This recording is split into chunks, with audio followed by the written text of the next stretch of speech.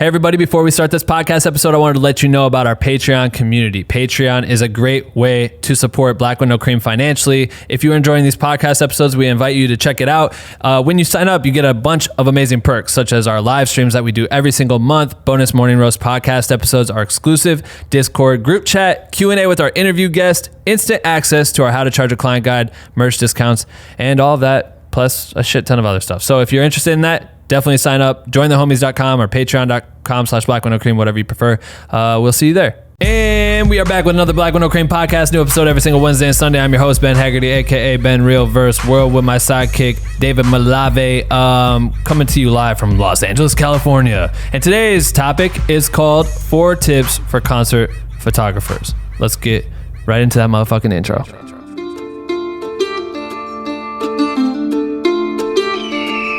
Welcome to the Morning Roast, a place where you will get the most info from a deep dive into the topics that really need life, with your host Ben and Dave, coming to you live today. Grab your cup of joe and take some fucking notes, you bitch. And welcome back.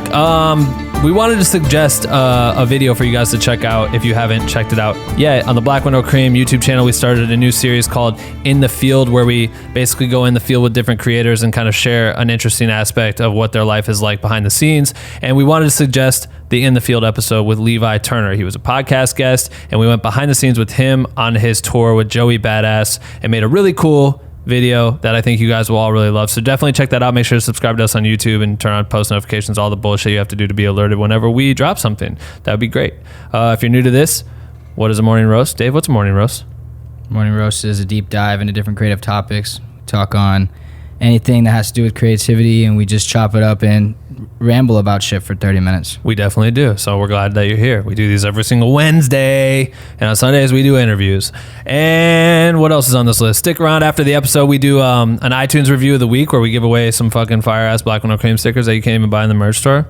If you leave a fire review on our iTunes, then we get you some stickers and we'll read your shit at the end of the thing.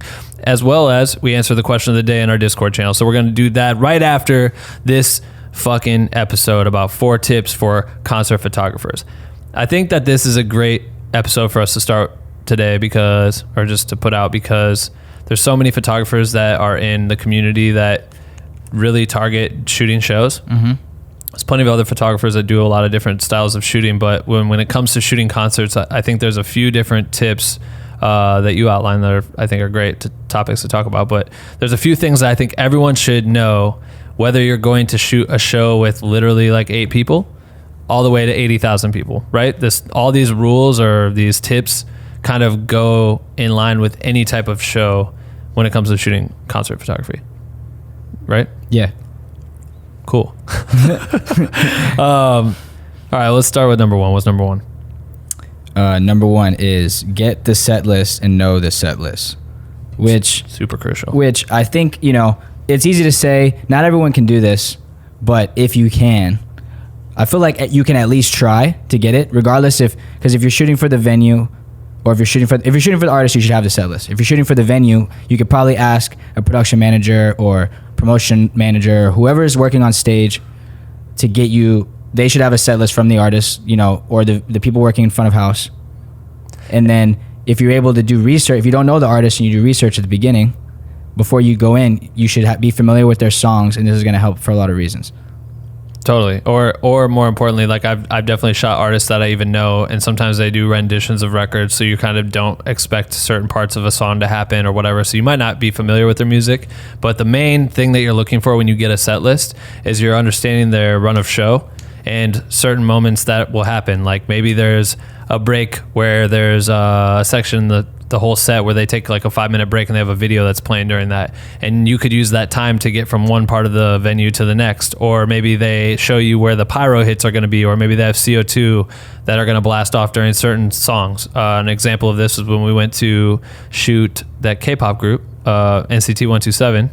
I don't know any of their fucking songs. I just got invited to shoot them. And so we were looking at their set list and met the pyro guy. And the pyro guy was able to tell us, hey, there's only 2 songs that have pyro throughout the entire set. And our goal is to make this set look as amazing as possible. So we had to learn when those pyro cues were going to be so that we could be in certain spots. So now that we know, cool, there's this song that happens, the 4th song into the set has pyro. And then the 20th song has pyro.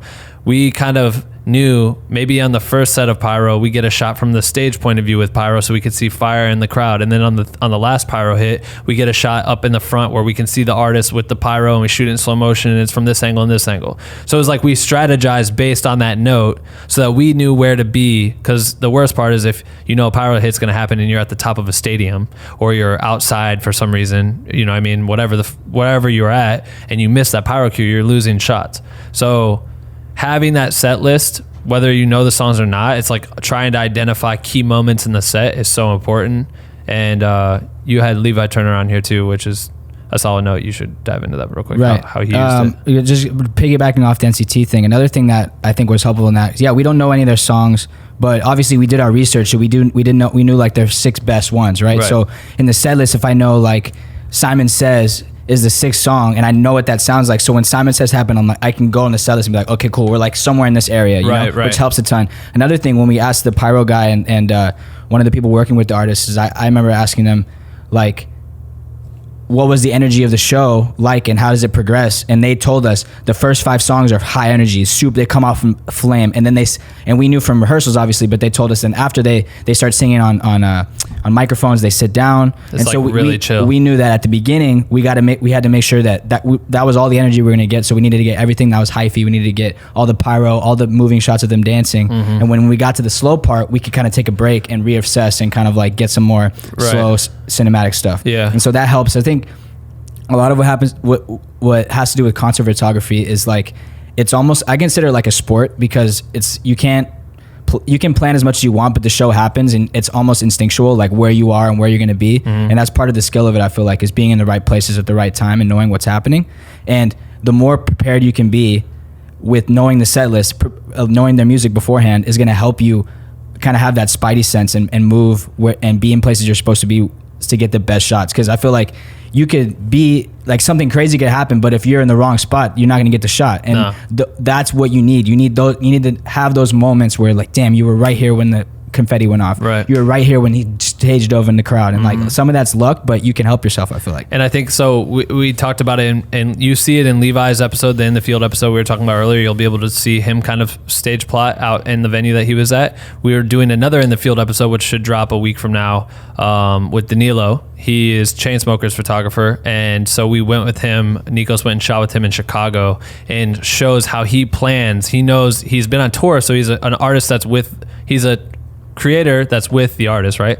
And so he's had the ability to not only like sit in on rehearsals, but also see the show happen after night, and see the changes happen. They may have, the first show may be different than the third show. So he's able to see the developments, but then he's able to plan specific spots, points that he knows are going to be the illest.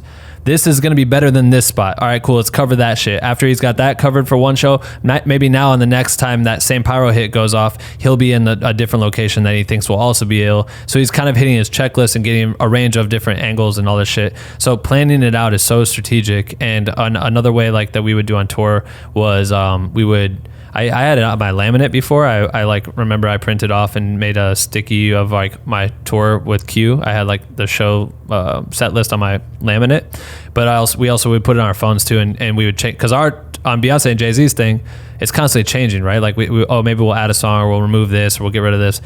Pyro may be on or off depending on like which venue we're in. Exactly. So by having a new screenshot, like one of us would always take a photo of it wherever they posted it underneath the stage, and then we'd like send it to each other, and then we just make that our background on our phone. I think that's the dopest tip, because you're always moving. You got to just pull your phone out, look it up, be like, okay, cool, I have from this time to this time to get where I need to go. Right. And the times where I've missed it, it's like I remember like I would go up, randomly I just found myself like up in the nosebleeds, right? and I usually have like moments during the show where I want to be in the nosebleeds, but then all of a sudden I'm just there and I'm like, fuck. And then all of a sudden I hear something like a song cue that I'm hearing. I'm like, not really paying attention to the music at this point. I'm just focused on like a trick shot or something like that. And I hear it. I'm like, fuck, I need to be like, this is about to happen. And I'm like sprinting through hallways, trying to run downstairs, get caught up in certain spots because I didn't, I made an error by not like going and researching like the venue and understanding like how to get from point A to point B. So I fuck myself and I miss out on shots and I'm oh my God, I can't talk today. Frantically running through the hallways trying to get from A to B around all these fans and try to go through. All of a sudden the door's locked and you miss shots and all of a sudden you're totally fucking up like 20 minutes of a show. You know what I mean? And you miss out on that stuff. I mean, that you're honestly lucky on tour because like, okay, you get another shot 2 days from now. But when it's a one-off, like those moments are like high pressure because you can't, if you miss it, you miss it. Mm-hmm. That's not happening again, And I feel like that's why if you can get the set list and ask someone is so important because before the show, pre-visualizing, like I would do that all the time. Because there was a lot of time before shows where I would be just waiting. Mm-hmm. And I would literally sit there at the set list and stare at it and write in my notepad. Like as you learn the show, this is tour advice, but you start learning the show, like I knew off memory exactly like at every part of the song where B was going to be, where does Jay come out, where the dancers are moving in here, they're doing this up on the scaffolding, and like planning that out if you can, visualizing like, okay, when this song, and Danilo says this in his podcast too, he'd be like, at this song I'm going to be here and spend 20 minutes here and there's going to be 3 pyro hits and I'll get that, and then at this song I know that he usually jumps off the DJ booth, so I'm going to go behind him. And like if you know that, then you can start moving strategic, because I feel like you said, if you're not pre-visualizing, sometimes you might get lost and you kind of got to make do with where you're at, but that you can end up losing some stuff, I feel like. And if you're not on tour with an artist, if you're just like going to shoot a festival or show, it's like learn your angles. Like what are all of the possibilities that you have to cover the show?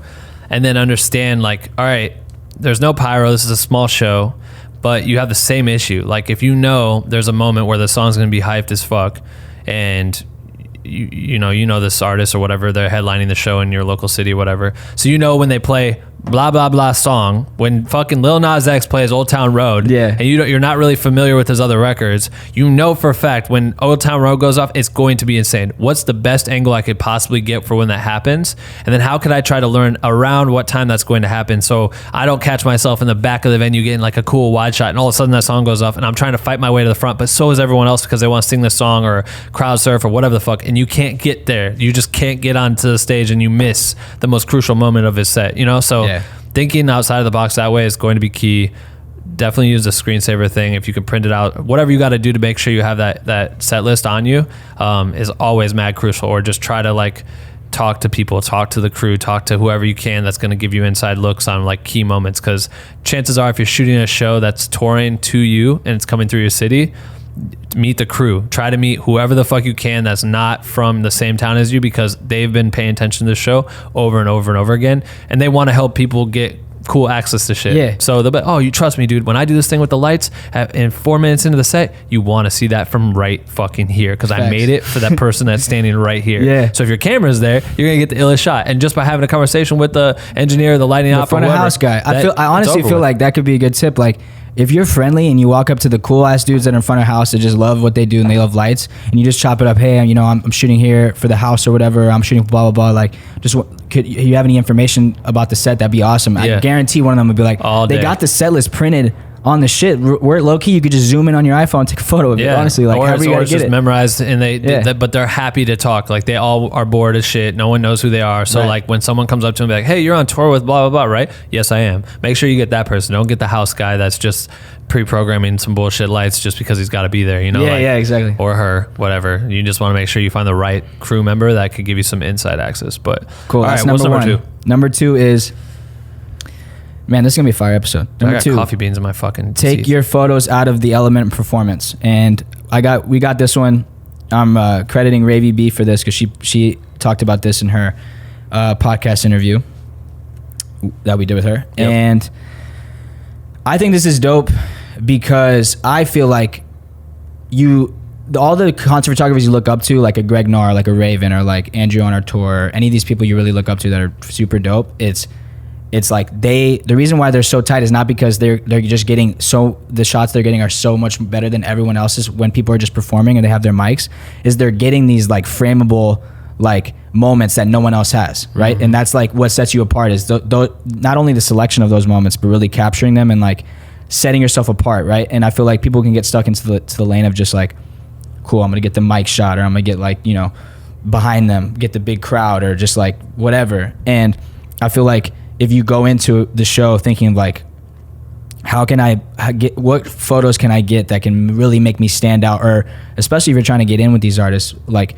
what photos do they already have a million times, and what don't they have that I can provide? Right. And so that's what this is about. And what do you think about that? Yeah, 100% agree. And I think this can work beyond music, right? Like you can use this tip for any type of photography, because if you go to mainly when you're at an event, that's the part where you struggle to get something that's going to be different than what most people would imagine you could get there, right? So you're at a fucking, you know, whatever mixer party, whatever album release party, whatever it is, your content is going to be pretty similar to any other creator that's there trying to capture the same content. So how do you stick out like a sore thumb with your content, or find a way to make something unique and different? And that could go for like if you're at a fucking rally and Obama's there and he's walking around, and it's like you could get a shot of him on the podium talking, right? He's just talking to everyone. Or you could try to find a way to catch him in the move, try to find something where you could shoot a fast shutter speed and like capture him on the walk, but he's kind of glancing to the side, and it's just like an interesting perspective where you only have so many options. So everyone's going to shoot that, but maybe you miss that to go stand over in this one spot where you think he's going to be, you know, ushered off stage, to capture a quick walking shot that looks a little different or looks a little bit more strategic, and find ways to stick out. So like, especially in shows, find a way to make it look like they're in a different element than just a concert element, or, you know, avoid like those specific shots that just look so default when it comes to that type of shit. Right. It's like, that's the stuff that people really love, is like these wild moments where it doesn't feel like a concert anymore. It feels like its own organic photo shoot, you know? Exactly. That's what it is. The line that I love the most is like, if you can get the shot that seems like you or only person that had access to shoot it, versus like the same shot, because people are limited. Like if you're shooting the same local venue like I used to in Austin, like you have like 4 spots to shoot because the venue's small. You got the little pit that's like this big, you got behind the stage if you can get on there, behind the crowd, like you can get up in the crowd, you know what I mean? But even that's like kind of an example of like, you know, if everyone's shooting the same low angle pitch shot of the dude with the mic, of the artist with the mic, right? Like, why not literally go with your camera and bust through the crowd and get right in the middle of the crowd with hands in front of your face, or like figure out, we'll get to this the next one because it's an example, but like turn around and find like the illest looking fan and get like a really sick like portrait of them, or you know, Baith, who just on the podcast, gonna bring that up.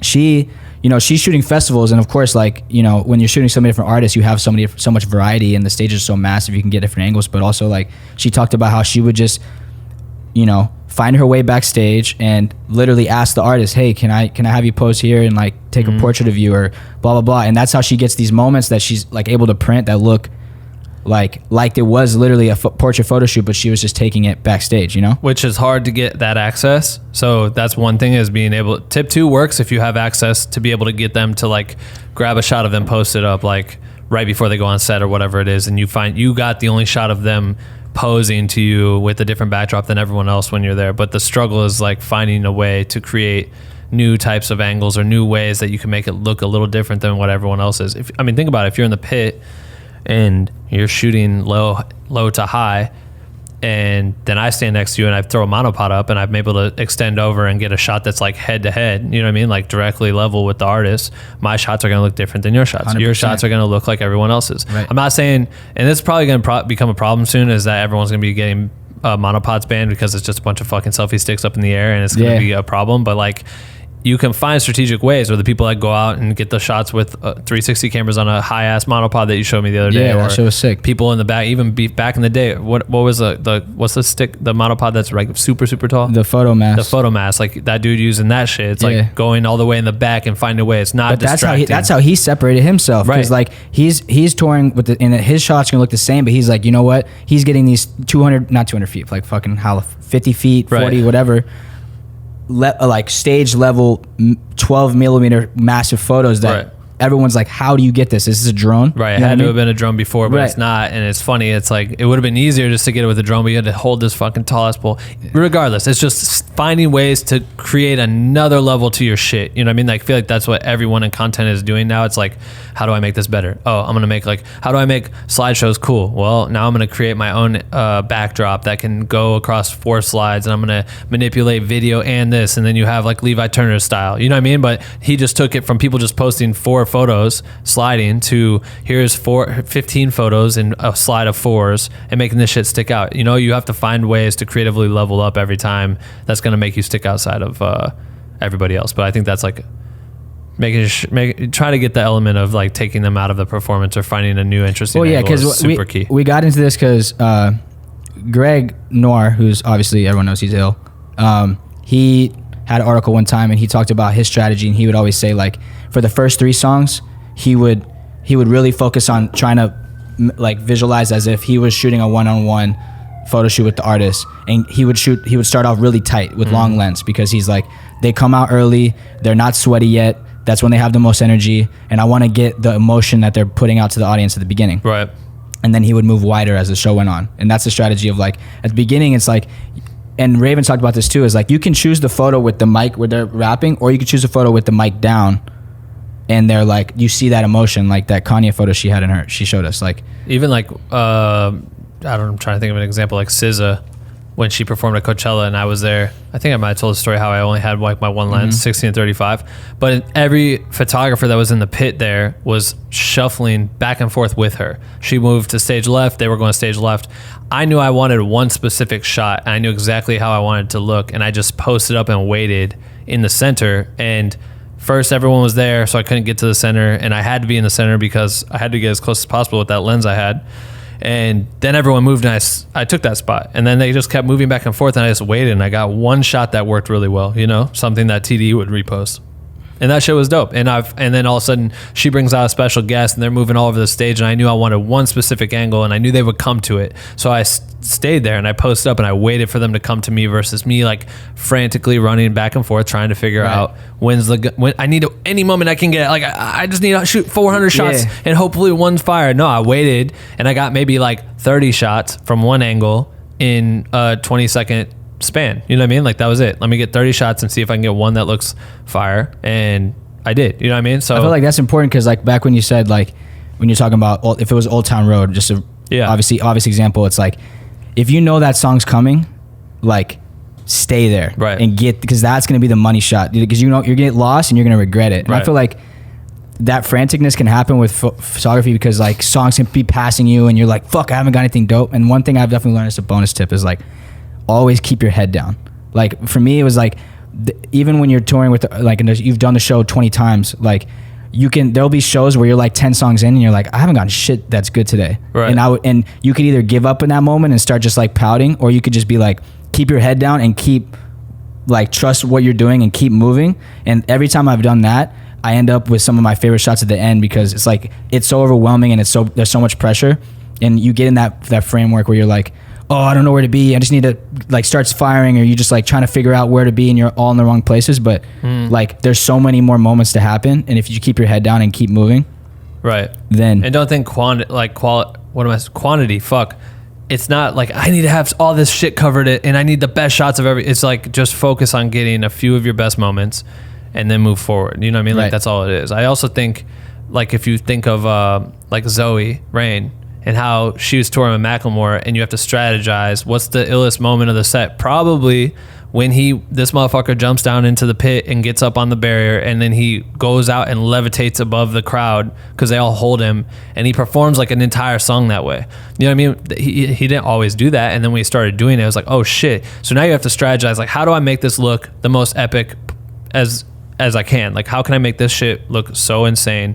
And you could do it from multiple ways, but you could plan it out. Like if I'm on tour with Macklemore, I'm gonna think, all right, I want one shot that's obvious where I'm standing on the barrier and I'm shooting behind him, and you see the crowd and you see a spotlight on him and it looks super huge. I could do one from the stage where I get a really wide shot. Maybe one time I try to go in the crowd and me plan it with Macklemore and say, yo bro, come out here to this spot and I'm gonna have like a fisheye and I'm gonna be in the crowd where you go, and I'm gonna get a shot like that. which I don't know if I've seen any of them shoot that shit, but like, Right, that obviously be sick. right. So that'd be dope. So it's like coming up with ways to think and stick outside the rest of everyone that's shooting the same shit. You know what I mean? You only have so many options to try to figure out what they are and nail them out. Let's get to the last two.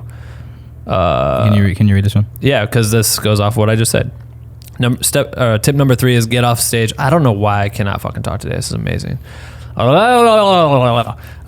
coffee, it always gets you. Yeah, I know. Well, I had a fucking caffeine headache yesterday because I didn't have anything. Number 3, get off stage and get in the crowd. So exactly what I was just talking about. I don't know if I've seen anyone capture that dude doing that shit in that way before, and it'd be very hard to do. You know what I mean? You have to hope that he can like somehow crawl out to you. But think of ways that you can just shoot this show from different perspectives that no one else is thinking of. I think the worst thing that happens to people that are limited to 3 songs in the pit is that the venue also puts restrictions on photographers who are not allowed to bring cameras into the venue beyond that point. So you're kind of escorted back to your bag area.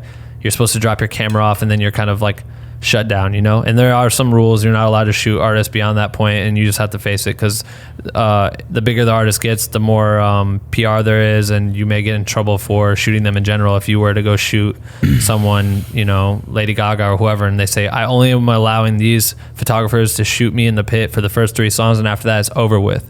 She's going on the belief that she's saying, I'm comfortable to get sweaty now and look crazy beyond these 3 songs, and no one's going to capture me in an ugly way that could, you know, deteriorate my fame or whatever the fuck. And then you go out in the crowd and you're trying to be interesting and you get your shots, and maybe you're new and your shots aren't that great, and then you post them and then somehow it goes viral and it's an ugly ass photo of whoever the person is, and then that looks bad for them. So that's why they try to restrict people being able to capture certain things and monitor what they're doing. But there are cases where no one gives a fuck about that shit. They may kick you out of the pit after 3 songs, but they might not give a shit if you have your camera the rest of the show. So in those cases, I would highly suggest you go out and try to get every other angle from the venue. When I shoot for any artist, it's, yeah, I get it. It's cool to be on stage. It's cool to fucking shoot from that point of view and get that shit. But after a while, and I know Danilo talks about this in his podcast that we just dropped this week, he says that the artists like to see themselves in the production that they bring to the set. So it's like going out and capturing what the actual production might look like. You may have someone that's just boring as shit and they're just standing on stage rapping. You may have someone that's put $1 million into their lighting setup and their lighting looks crazy. Regardless, it's just finding this interesting angle that you can get by getting off the stage and going in the crowd and going in around the venue and finding new angles. Go up into a rafter, go up into whatever you can find to capture. Use a fucking photo mask. Like, finding new ways to shoot other angles besides just the pit could help build your resume and showcase like new, like, I don't know how many times on Q's tour I would literally go, and same with B&J, but it wasn't as insane. Q's tour was like getting up to the front with my camera and weaving into the crowd and literally moshing with people. And I would bring my DSLR with a fisheye and I would literally try to get interesting shots from this crowd, like this moshing pit, to try to show the chaos that happens inside of a Schoolboy Q show. You know what I mean? Right. To find ways to add video or photos, whatever it is, from that angle, or put a GoPro on my head and go mosh with the kids. Or B&J's tour, I tried to run in with the people that got let into the venue first, and they would literally storm the stage, and I ran as fast as I could with them, but had the GoPro to show a perspective of like what it's like to be a fan. I think a lot of people get way too comfortable and just chill on stage or chill in the pit, and then they just kind of like, well, that's all I can get. Yeah, I feel like this is a good not even only for photography, for video especially, but like I feel like part of your job is to tell the story of the show, right? Mm-hmm. And like you said, artists want to see themselves. I feel like they also love to see fans and the people truly enjoying the show or going crazy and like seeing that emotion. And some of the most impactful stuff you can get is of the actual fans that are going nuts, you know, and seeing their perspective of the show. But also, like,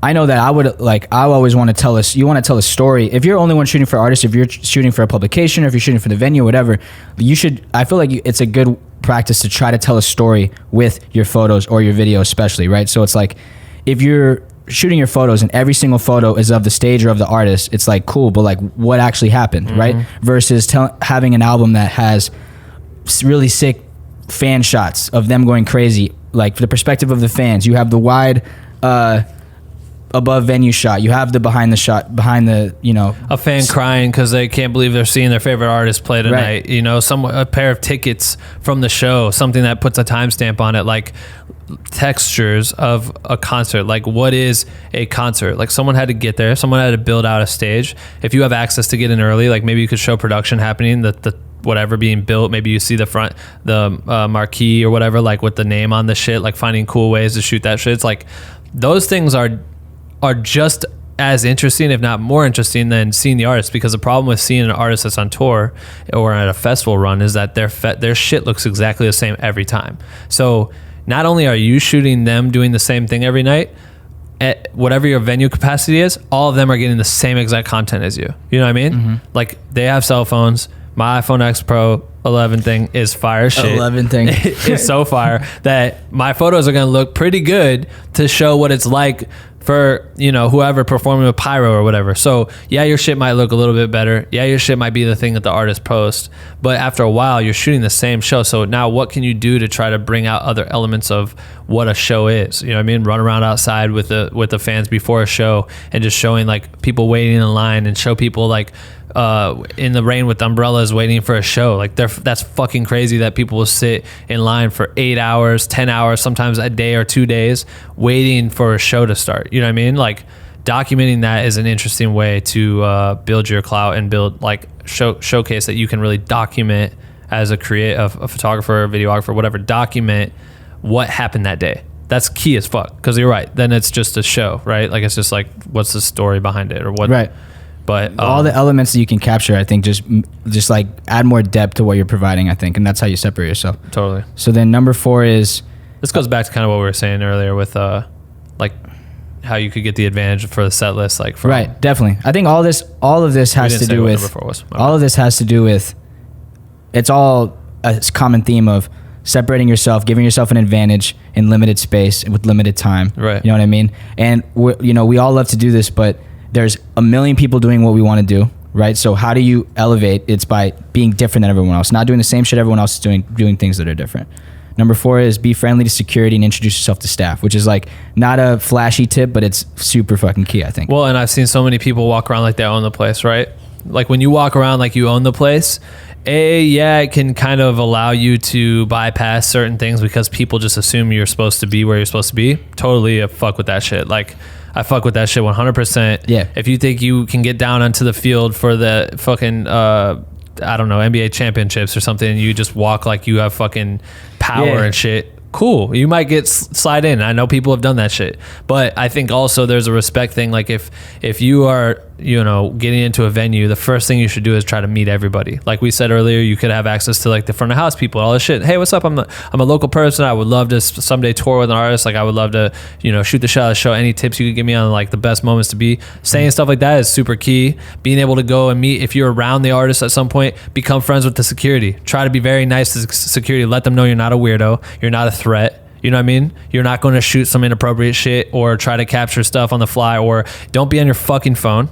You know what I mean? Get off your phone. Yeah, don't be Snapchatting. Don't ever fucking post on unless the vibe is set to do that shit. Right. But no one wants someone that's just trying to get the quick clout around them, because then you're able to possibly leak some shit of them. Right, and then they got to be on guard. And then, no one wants to be on guard and fucking feel weird. So, but just try to be as delightful to be around as possible when you're in the environments that that shit becomes a key, right? Like, that is a key to be someone that people are kind of like, oh, yo, I've seen this kid floating around all day. He's pretty cool. Like, he doesn't bother me if he's over here shooting anymore. He's been so nice, and that everyone's kind of gave him access now. And like, you just kind of learn who the person is. That's helped me a million times, especially 100%. Like Chris, like we do Chris's documentary and we're shooting his shows, but it'd be random one-offs. It wasn't like I was part of the tour or anything, but I started to learn certain people, and I could be able to say like, oh, this and that. Or when I was there early, I'd start meeting all the right people and kind of set it up where I'm like, oh, this is the person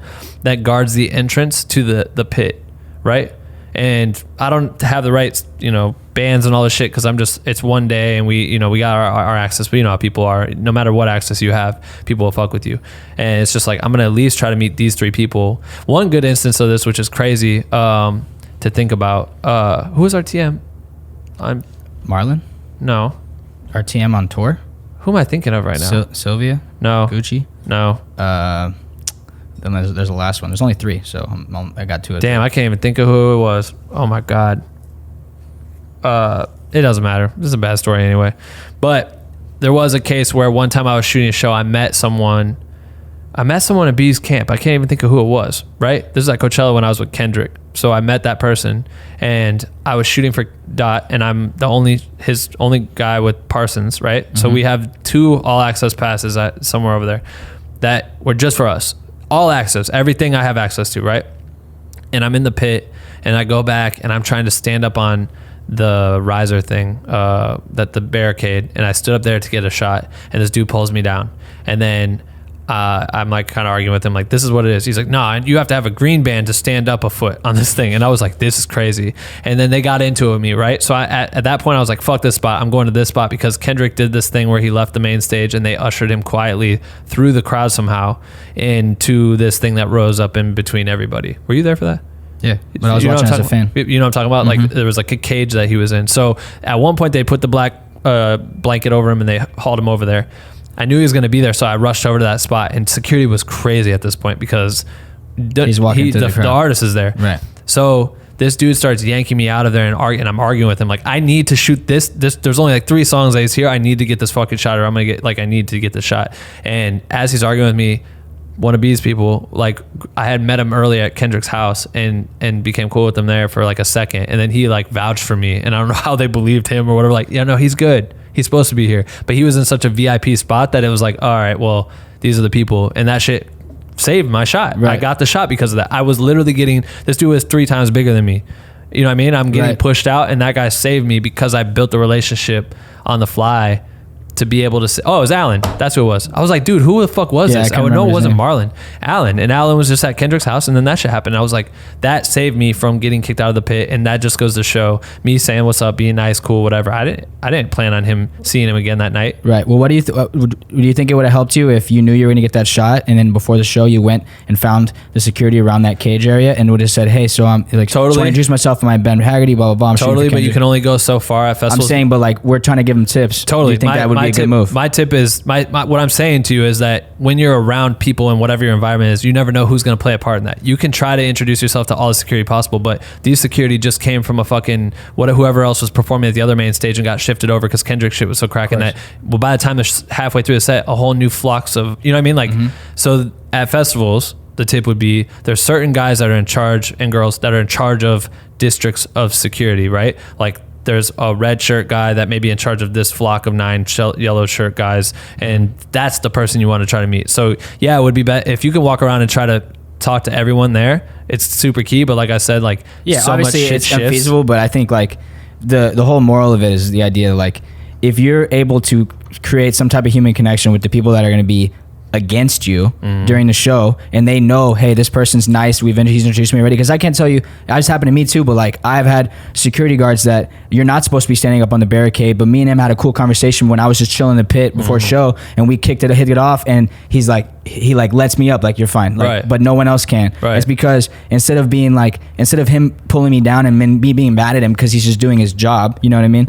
I was nice to him already, then you get advantages, you know what I mean? But I do think one of the things you said a long time ago that I liked was like, some of the best shots you get are when you send it and you ask for you ask for forgiveness, not for permission. You just go out and like, that's, if you're going to do that, then having people at least kind of like think of you fondly is important, I feel. Right. And there's been some times where it's like you get in a spot where you didn't have time to prep for that, and you get in arguments with people, and you have to try to like hop a fence or do some fucking wild shit, and that's just you doing what you got to do to get the shot. But it always helps to just do the like pre-work. in the field episode, you'll see with Levi, he gets into a spat with the security, and it's really funny. But that's real. That's really what happens. That's really what happens, and that's how it goes down. And I'm sure he had no time to ever go over to that girl, But I also wonder if he would have went before the show and said, I'm Levi Turner, I'm the official photographer, blah, blah, blah. So then when she saw him already shooting, she has a pre-knowledge because she doesn't know that this guy, he has to explain to her that he's the official photographer. I'm the guy. And they try to kick him out. But also everyone says they're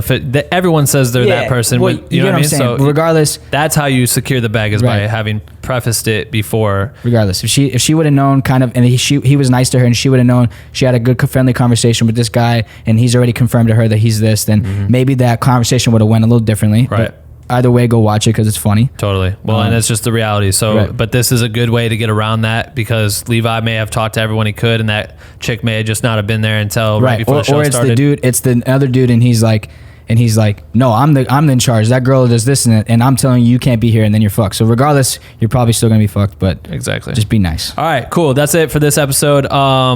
We also had another In the Field episode. It's a 2-part actually, where we sat down with director Michael Bryan and VFX artist Kavika Banas and talked about how they created this new music video for Cal, who's originally from Time Flies, that debuted a couple weeks ago. So check out all the In the Field episodes. We have a playlist on our channel, and we're about to get to the iTunes review as well as the question of the day. What is the question of the day actually? The question of the day is from Jack Attacks. Jack Attacks. This is from our Discord, by the way. So if you're not in our Patreon, if you join our Patreon, you'll be able to ask these questions of the day, and we will answer that shit right now. So in our Discord, Jack Attacks asks, what are your opinions on packing up all you have and moving anywhere, not just LA? And how do you prep for that? And I mean in hopes of further developing your career. I mean, there's a doc called Minimalist on Netflix, which everyone should check out because it's just a good refresher on like you don't need all the bullshit that you have. I highly suggest checking that out. Matt made that shit. He has a great YouTube channel. But in my opinion, you're moving, so bring the key things that you need to do your job, what those are, move with those, and then you can add on, because sometimes you may be moving in a small place, you can't bring your fucking cool ass desk that you have in your wherever you're from or whatever, anything that you're thinking of, that you can't bring a mad huge jib that you may have built in college and you still have it or whatever the fuck. So just bring the essentials of what you need to build with for the types of jobs you do, and then you can build from there. Maybe you set a time where you could go back home and grab more shit and bring it out. Like you didn't have you moved out here and slept on the couch, so you only brought a couple things that would work in your bag that you could still get your job done. And then now that you have your spot, next time you go back home, you could bring your like computer monitor or whatever, all the other shit that you want. I can't because I can't fly with it. But yeah, well, I mean, you could pack it. Right. Regardless, all that bullshit. You came with minimal stuff. I think something that helped me too is like before I moved, I was lucky to go on tour. So when I came back, I had only lived in a suitcase for a year, and you really realize like, half of these clothes I haven't worn in a year, so obviously don't need them. So get rid of those, keep it minimal, and you can always add. I feel like that's key, because if you come trying to move, especially if you're trying to move across country and you have so much shit, you're gonna have to find storage. You don't have the flexibility of like sleeping in someone's place, because you have to have a car that keeps all your shit. What happens if it gets stolen? Right. All this stuff. Yeah. So hopefully that answers your questions. Definitely take the leap and just tread lightly.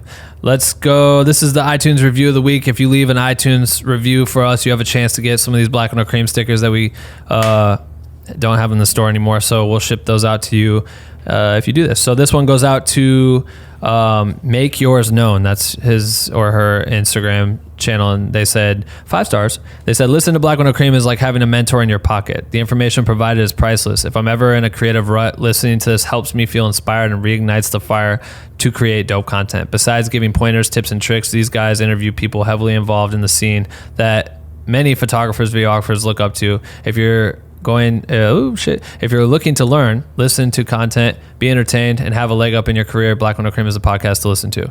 Shout out to the boy or girl, I don't know, Make Yours Known. Shout out to you for writing that. We appreciate that. And DM us your address so we can send you some stickers. Cool. That's it for this episode. Sorry, it's kind of long. We'll try to get these back down to like 30 minutes again. But I think these are great tips. I don't think anyone's going to complain, honestly. I don't either, but that's our goal. So cool. New episode every single Wednesday and Sunday. We'll see you next week. You bitch.